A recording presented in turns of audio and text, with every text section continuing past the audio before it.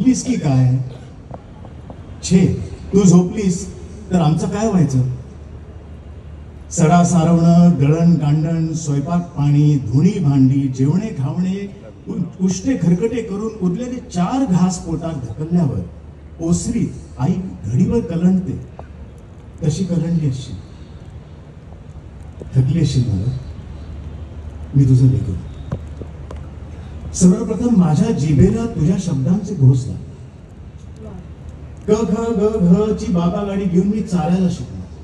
अ आ E ची पैंजण माझ्या दुरू दुरू पायात चिमचिम. अडगुलं मडगुलं पासून ते भजन कीर्तन ओवी आरती अभंग गोंधळ पोवाडा गवळणी कवळणी लावणी ऐकताना श्रीमंत झाले माझे कान. लाळीत भिजलेल्या माझ्या बोबड्या शब्दांचं कौतुक झालं. मी बोलू लागलो, मी बोलूच लागलो.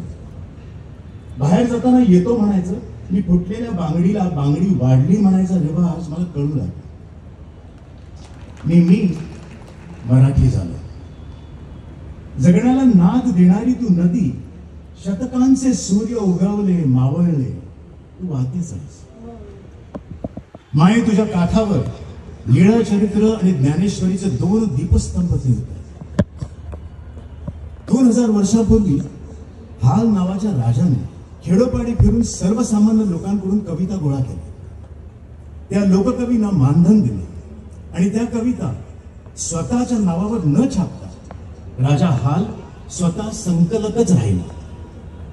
केवढी ही नैतिकता! त्या संकलित केलेल्या कविता म्हणजे गाथा सप्तशती. बस इथेच तू 2000 वर्ष प्राचीन ठरतेस.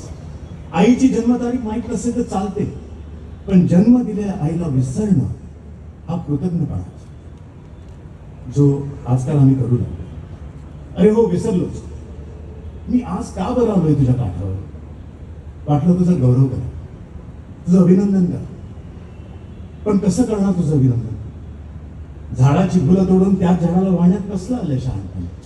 गंगेचं पाणी गंगेलाच कसं अर्पण करावं? म्हणून मी अभिनंदन करण्यासाठी मराठमोळ्या कणगीतून घेऊन आलोय मोठभर कविता. ज्या कविता वाढलेल्या आहेत तुझ्याच पाण्यावर, आणि एक एक कवितेचा दिवा तुझ्या प्रवाहात सोडील नाही.